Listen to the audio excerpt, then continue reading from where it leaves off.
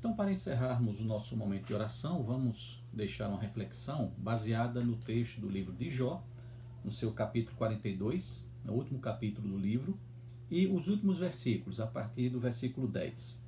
E o texto bíblico diz assim: Mudou o Senhor a sorte de Jó, quando este orava pelos seus amigos. E o Senhor deu-lhe o dobro de tudo que antes possuíra. Então vieram a ele todos os seus irmãos e todas as suas irmãs, e todos quantos dantes o conheceram, e comeram com ele em sua casa, e se condoeram dele, e o consolaram de todo o mal que o Senhor lhe havia enviado. Cada um lhe deu dinheiro e um anel de ouro. Assim abençoou o Senhor o último estado de Jó mais do que o primeiro, porque veio a ter 14.000 ovelhas, 6.000 camelos, 1.000 juntas de bois e 1.000 jumentas. Também teve outros 7 filhos e 3 filhas. Chamou o nome da primeira Gemima, o da outra Késia e o da terceira Queren-Apuque. Em toda aquela terra não se acharam mulheres tão formosas como as filhas de Jó, e seu pai lhes deu herança entre seus irmãos. Depois disto viveu Jó 140 anos, e viu a seus filhos e aos filhos de seus filhos, até a 4ª geração. Então morreu Jó, velho e farto de dias. Normalmente, nós nos lembramos da história de Jó como o homem íntegro e reto, temente a Deus, que passou por uma terrível tribulação, por uma terrível prova. Era um homem extremamente rico, senhor de grande número de gado, de animais, e também pai de uma grande família. Ele possuía 10 filhos, sendo 7 homens e 3 mulheres.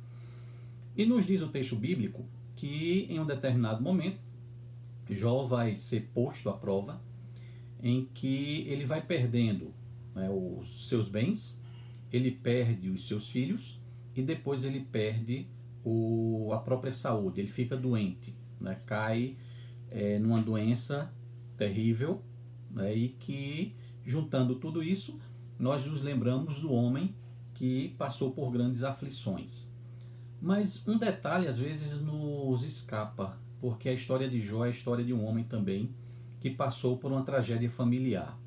Não só pela perda dos filhos, nos diz o texto bíblico que eventualmente esses filhos, rotineiramente, esses filhos se reuniam na casa de um deles para comerem juntos, e no dia em que eles se reuniram na casa do filho primogênito, veio um forte vento, derrubou a casa e os 10 filhos de Jó morreram. Então a tragédia familiar não foi só por conta da perda dos filhos, dos 10 filhos, mas Jó também vai passar por problema no seu casamento. O relato bíblico vai nos mostrar que chega um momento em que a esposa de Jó ela demonstra a sua insatisfação, a situação que eles viviam, que Jó vivia especificamente, era tão terrível que ela recomenda a Jó, por que mantens essa dignidade, amaldiçoa esse teu Deus e morre. E isso daí já nos aponta para o fato de que o relacionamento conjugal estava passando por problemas, assim como a própria vida de Jó. Então perde os filhos, tem problemas no seu relacionamento conjugal. A certa altura o texto bíblico também vai dizer que os próprios irmãos e irmãs de Jó se afastam dele, então ele perde o apoio, perde o contato, perde o respeito da sua própria família. Então Jó foi um homem que passou por uma dura provação, não só perdendo os seus bens, mas também passando por uma tragédia familiar. E nesse texto em que nós lemos aqui, o final do relato da vida de Jó, é o período da restauração, quando Deus muda a sua sorte. E nós vamos perceber que a restauração que Deus promove na vida de Jó vai ser nos mais diferentes aspectos. Deus restaura a sua prosperidade material, mas o que chama a atenção também é o fato de que Deus restaura a família de Jó. Diz o texto bíblico que nós lemos que os irmãos e irmãs de Jó, depois que ele recupera a sua saúde, eles vão até a casa de Jó para se reunir com ele, é sinal de uma reconciliação. mas também o fato de que Deus restitui a ele o bom relacionamento conjugal, ao ponto de que Jó vai ter outros 10 filhos, mais 7 homens e outras 3 mulheres, o mesmo número de filhos que Jó tinha anteriormente. Mas o curioso, e aqui eu chamo a atenção para um primeiro ponto, é que na restituição, né, da vida de Jó, na reconstrução da vida de Jó, Deus não deixa de fora a sua família. Deus restaura a riqueza de Jó, mas ficaria faltando alguma coisa na vida daquele homem se não tivesse a sua vida também, a sua família também restaurada. E Deus restaura a família de Jó. Deus restaura o seu relacionamento conjugal. Deus restaura o relacionamento dele com os seus irmãos e irmãs. E Deus restitui a ele os seus filhos. Então o relacionamento dele com os filhos também é restituído, porque agora ele tem outros filhos.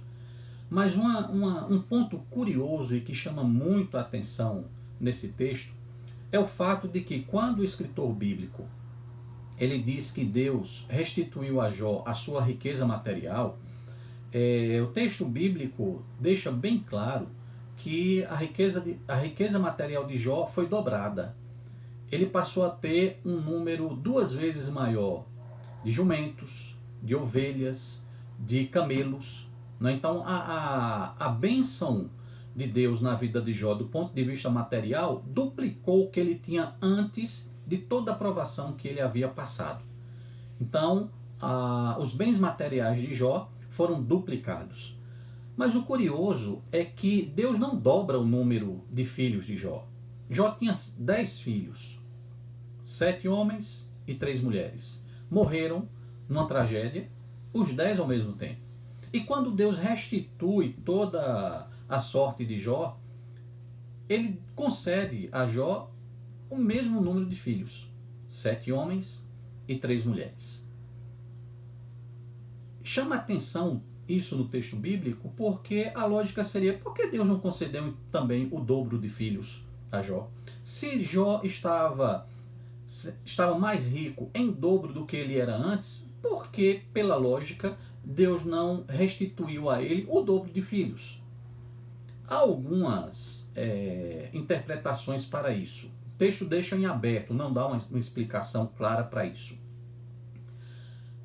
Há quem interprete dizendo, por exemplo, que na verdade Deus dobrou, porque os 7 filhos que Jó tinha antes e que morreram estariam no céu esperando por ele. Então, ao invés de 10 filhos, né, ele teria os 20 filhos.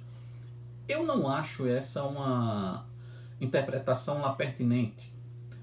O que eu considero aí é o fato de que o texto bíblico está querendo mostrar que a família de Jó era muito mais valiosa do que os bens materiais que ele tinha. Para restituir a sorte de Jó, Deus dobra a quantidade de bens materiais que ele possuía. Para restituir a sua família, Deus simplesmente dá de volta o que ele tinha, porque aquilo era muito mais precioso. Há coisas em nossas vidas que são preciosas por si só. Eu posso ter um carro, passar a ter 2, 4, 6 e vou ficando mais rico, aparentemente. Mas há coisas que são preciosas e são tão preciosas na vida que basta tê-las. Não precisa dobrar a quantidade. Nós nos tornamos ricos simplesmente por possuí-las, por recebê-las de Deus. E um desses bens mais valiosos que nós temos na vida é justamente a família. Jó não precisava ter outros 20 filhos para que Deus o abençoasse. Deus o abençoou simplesmente dando-lhes os mesmos 10 filhos que ele tinha antes. Ovelhas, jumentos, camelos. Hoje poderíamos dizer, se fosse na nossa realidade, um dinheiro, a quantidade de dinheiro, tudo em dobro. Mas a família, Deus simplesmente a restituiu para Jó. Porque ela é muito mais valiosa, ou era para Jó muito mais valiosa do que bois, do que ovelhas, do que jumentos, do que camelos. Bastaria tê-la de volta e não dobrá-la. Deus abençoa Jó, restituindo a sua família. E o que eu gostaria de deixar para vocês como reflexão é justamente isso. Há bens extremamente valiosos que nós temos na nossa vida.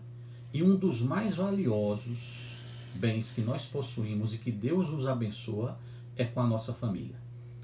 Para Jó, a restituição da bênção de Deus foi ele ter de volta a sua própria família, ter o seu relacionamento conjugal restaurado, ter o seu relacionamento com seus irmãos também restaurado e ter a bênção de ser pai novamente. Então, a nossa família é um dos bens mais valiosos que nós possuímos. Não precisamos dobrá-la. Somos abençoados simplesmente por tê-la. Deus nos concede essa bênção maravilhosa que é termos uma família, que é termos um cônjuge, que é termos filhos, que é termos irmãos, que é termos pais. Não tenho a menor dúvida de que quando nós passamos pelos momentos mais difíceis na nossa vida, só nos resta recorrer, ao final de tudo, aos nossos pais, aos nossos irmãos, aos nossos filhos. A família é uma bênção de Deus nas nossas vidas e nós devemos valorizar isso. Ela é valiosa simplesmente por existir. São valiosos simplesmente os filhos por nós os termos. É valioso o cônjuge simplesmente porque ele existe. É valioso ou são valiosos os irmãos, são valiosos os pais, simplesmente porque eles existem. Não precisa dobrá-los em número. Eles têm um valor por si só. É maravilhoso nós podermos contar com isso, por termos uma família. E o que o texto bíblico aqui nos chama e nos convida é a nós valorizarmos a família que nós temos. Ter uma família é uma bênção de Deus. Valorize a família que Deus lhe deu. Que Deus assim nos abençoe.